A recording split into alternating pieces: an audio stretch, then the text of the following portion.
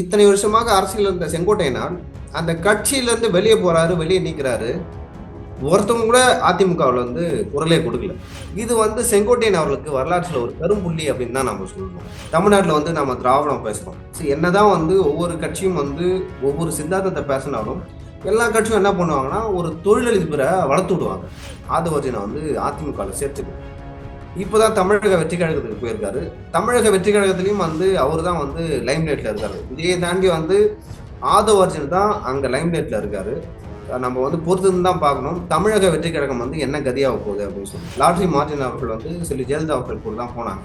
அப்படி போகும்பொழுது அவர் அவருக்கும் அதே போல செல்வி ஜெயலலிதாவுக்கும் டேர்ம் சரியில்லை அப்படின்னு சொல்லிட்டு லாட்ரி மார்டின் அதிமுக ஆட்சி இருக்கும் வரையிலே தலை தூக்கவே விடல. ஏன்னா செல்வி ஜெயலலிதா அவர்களுக்கு ஒருத்தவங்களை பிடிக்கல அப்படின்னா வச்சுக்கோங்க, அவங்களை கட்டம் கட்ட ஆரம்பிச்சோம். செல்வி ஜெயலலிதா அவர்களுக்கு இருந்த நிர்வாக திறமை, அதே போல ஒவ்வொரு துறையை பற்றியும் அவர்களுக்கு இருந்த தெளிவு விஜய் அவர்களுக்கு இருக்குமான்னு கேட்டா இல்ல. எம்ஜிஆர் அவர்களும் அப்படிதான்.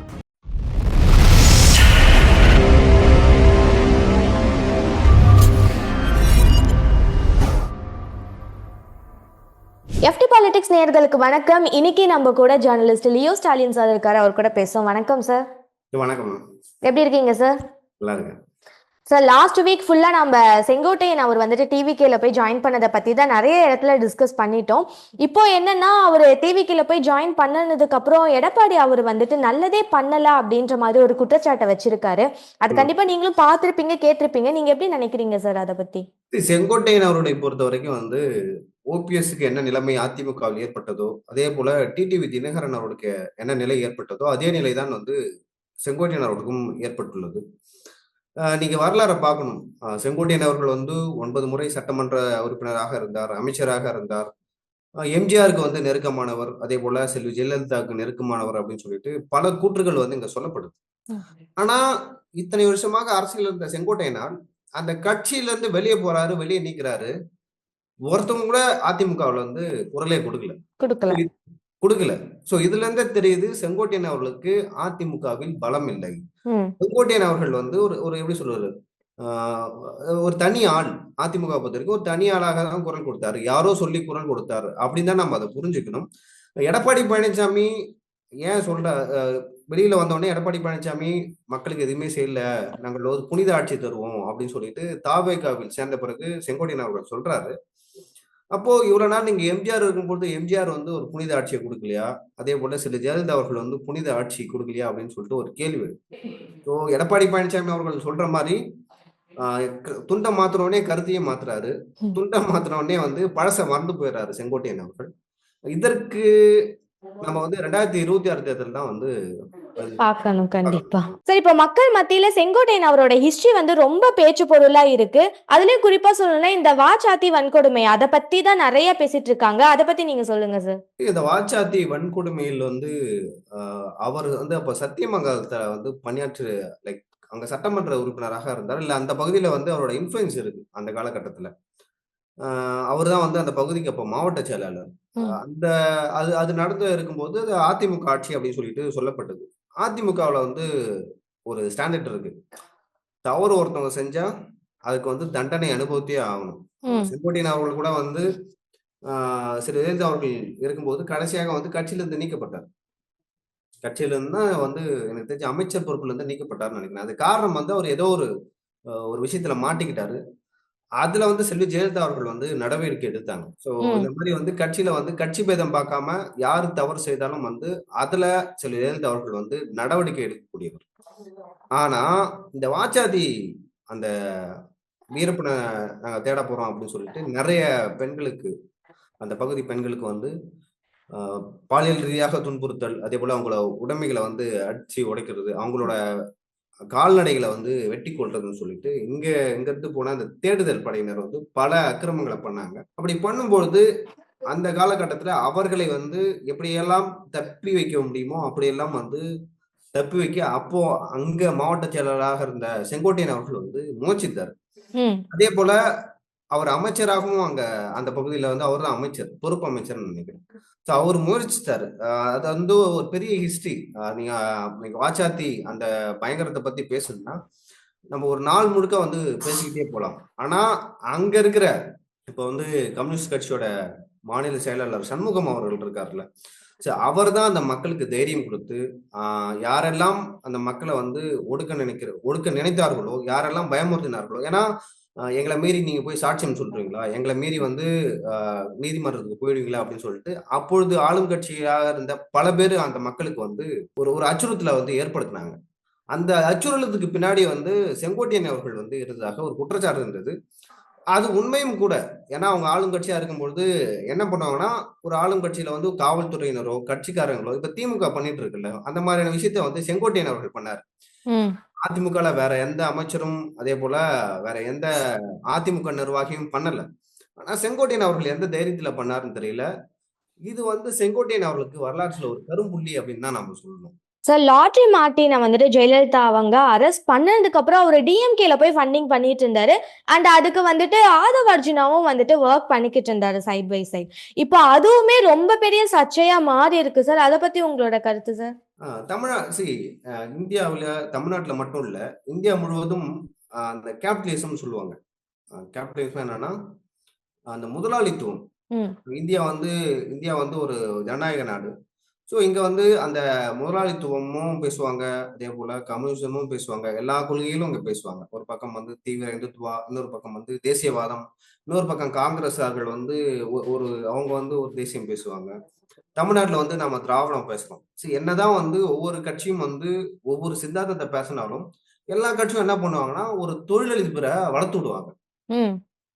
இப்போ நீங்க பாத்தீங்கன்னா, ஒரு காலகட்டத்துல அம்பானிய வந்து வளர்த்து விட்டது வந்து காங்கிரஸ் அப்படின்னு சொல்லிட்டு சொல்லுவாங்க. அதானி அவர்கள வந்து வளர்த்து விடுவது, பிசினஸா நிறைய ஆஃபர் வந்து அவங்களுக்கு குடுக்குறது பாஜக அப்படின்னு சொல்லிட்டு ஒரு குற்றச்சாட்டு இருக்கு. அதே போல தமிழ்நாட்டுல வந்து மாறன் சகோதரர்களை வளர்த்து விட்டது வந்து கலைஞர் கருணாநிதி. அந்த மாதிரி வந்து ஒவ்வொரு கட்சியும் வந்து ஒரு பிசினஸ் மேன் நம்ம வளர்த்து விடும். ஸோ அதற்கு பின்னாடி இருக்கிற காரணம் என்னன்னா, நாம வந்து தேர்தலை சந்திக்க போறோம். அந்த தேர்தல் நேரத்துல நம்மளுக்கு இவங்க உதவுவார்கள். இப்ப சென்னையில ம். நம்ம பாக்குறோம் எத்தனை ஐடி கம்பெனிஸ் இருக்கு, எத்தனை துணி கடை டி நகர் போனா இருக்கு. அதுக்கு பின்னாடி போய் நீங்க ஆராய்ச்சி செஞ்சீங்கன்னா வச்சுங்களேன், ஏதாவது ஒரு துணி கடை பின்னாடி, இல்ல ஏதாவது ஒரு நகை கடை பின்னாடி ஒரு அரசியல்வாதி இருப்பாங்க, இல்லைன்னா ஒரு கட்சி இருக்கும். ம்.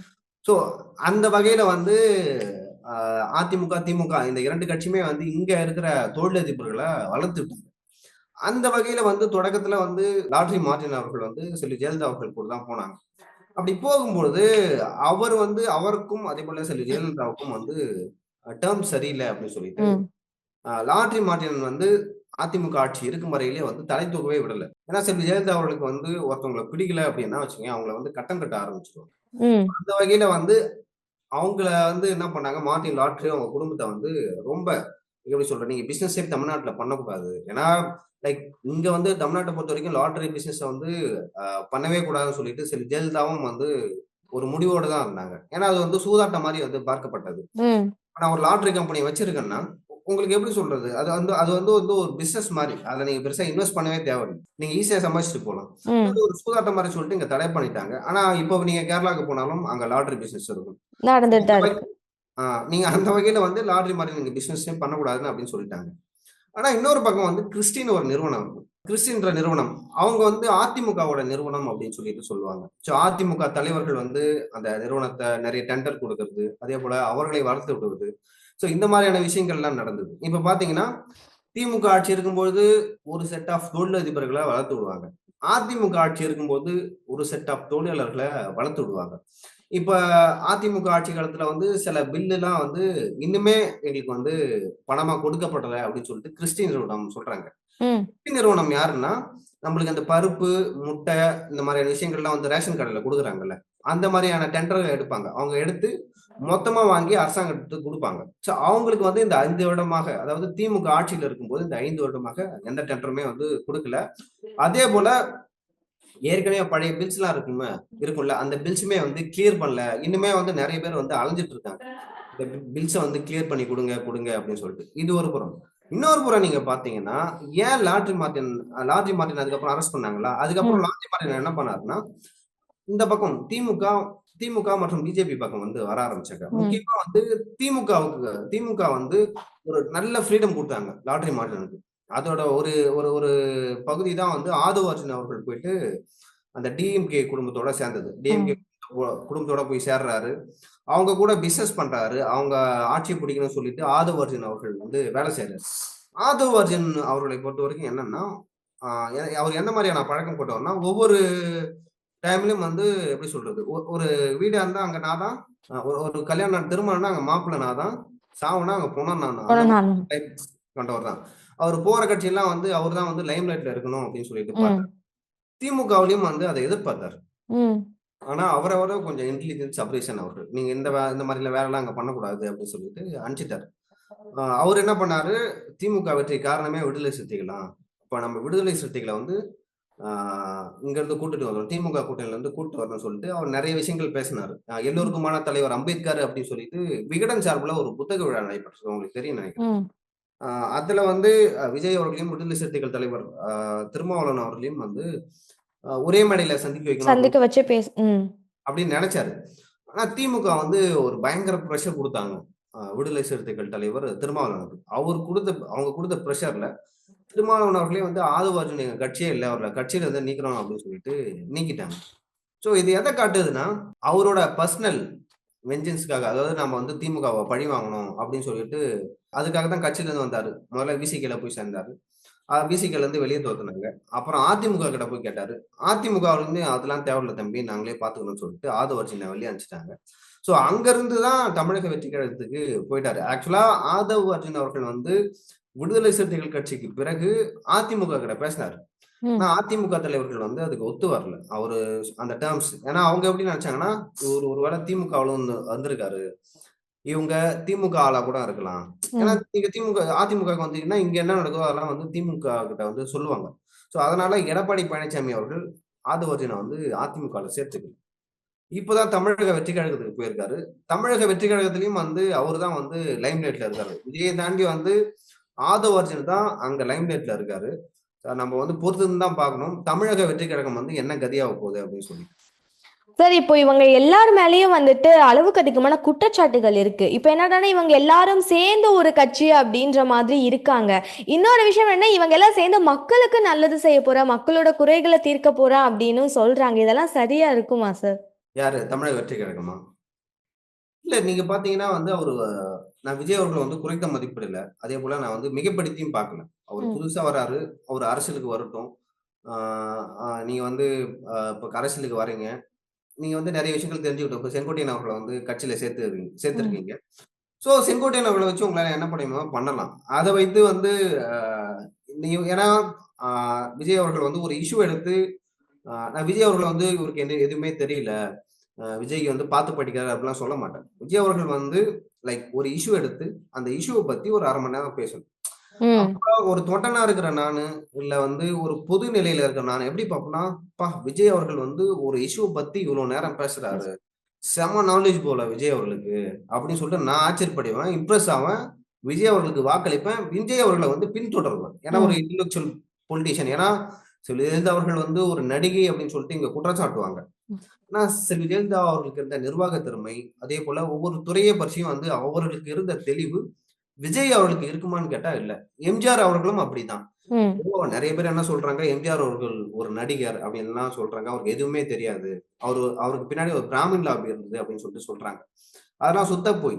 ஆனா இப்ப வந்து தமிழ்நாட்டுல வந்து நெறைய கல்வி தந்தைகள், நெறைய கல்வி நிறுவனங்கள்லாம் இருக்குல்ல. இப்ப எஸ்ஆர்எம் ஆகட்டும், சத்தியபாம் ஆகட்டும், வேல்ஸ் ஆகட்டும், அதேபோல விஐடியா இருக்கட்டும், ராமச்சந்திரா மெடிக்கல் காலேஜ் ஆகட்டும், எல்லாமே வந்து எம்ஜிஆர் அவர்களுக்கு கூட இருந்தவங்க. எம்ஜிஆர் வந்து அப்பவே என்ன பண்றாரு, லைக் முடிவு பண்றாரு. நாம வந்து தமிழ்நாட்டுக்கு ஏதாவது செய்யணும். அப்ப நம்ம கூட இருக்கவங்களையும் வளர்த்து விட்டோம்னு சொல்லிட்டு, எல்லாருக்கும் வந்து பல்வேறு வகையில், குறிப்பாக ஏ.சி. சண்முகம் அவர்களுக்கும் வந்து கொஞ்சம் வளர்த்து விடுறாரு. அவங்களுக்கு ஹெல்ப் பண்றாரு. நெறைய விஷயங்கள் அவங்களுக்கு பண்ணி குடுக்குறாரு. பண்ணி குடுத்து இப்ப வந்து தமிழ்நாட்டுன்னு எடுத்தீங்கன்னா, ஒரு 4, 5 காலேஜ் பெரிய காலேஜ் சொல்லிக்கிற மாரி இருக்குன்னா, அது எம்ஜிஆர் காலகட்டத்தில் ஆரம்பிச்சது. ம். இன்ஜினியரிங் காலேஜ் அதிகமா இருக்கிறதுக்கு காரணம் என்னன்னா, அதுக்கு காரணம் வந்து எம்ஜிஆர். அதேபோல ஒரு கட்டத்துல வந்து 11த், 12த் அதெல்லாம் வந்து பியூசின்னு சொல்லுவாங்க. 10த் வந்து பியூசி, 11த், பியூசி. 12த் வந்து ம். அது ஆக்சுவலா அது காலேஜ் மாரி இருக்கும். இப்ப ம். பெங்களூர்ல படிக்கிறாங்கல்ல மாணவர்கள். அங்க வந்து 11த், 12த்லாம் வந்து லைக் ஃபர்ஸ்ட், செகண்ட் காலேஜ் மாதிரி இருக்கும். காலேஜ் மாதிரி ம். இருக்கும். ஓகேங்களா? அந்த மாதிரியான ஒரு சிஸ்டம் தான் தமிழ்நாட்டிலயும் இருந்தது. அப்போ வந்து பெண் பிள்ளைகள் ஏன் பள்ளிக்கு போக மாட்டாங்க, கல்லூரிக்கு போக மாட்டாங்க, மேற்படிப்பு தொடர மாட்டாங்க அப்படின்னு சொல்லிட்டு ஒரு விவாதம் நடைபெறுகிறது. இந்த விவாதத்துல வந்து எல்லாம் பயப்படுறாங்க பெண்களை வந்து அனுப்புறது. ஏன்னா அப்ப அந்த அளவுக்கு வந்து தமிழ்நாடு வளர்ச்சி அடையல. அப்ப எம்ஜிஆர் தான் என்ன கொண்டு வராருன்னா, அந்த 11th 12th பியூசின்னு சொல்றாங்களா, அதை வந்து எடுத்துட்டு பள்ளியிலேயே வந்து 11th 12th வரைக்கும் வந்து மாணவர்கள் படிக்க வேண்டும் அப்படின்னு சொல்லிட்டு அந்த அந்த அந்த ஒரு விஷயத்தை வந்து எடுத்துட்டு அந்த 11th 12th வந்து பள்ளியிலேயே சேர்க்கிறாரு. ம். சேர்ந்த பிறகுதான் நிறைய பேர் வந்து உள்ளூரிலே வந்து படிக்க ஆரம்பிக்கிறாங்க. வெளியூருக்கு போல பெண்களும் அதிக அளவில் வந்து சேர்றாங்க.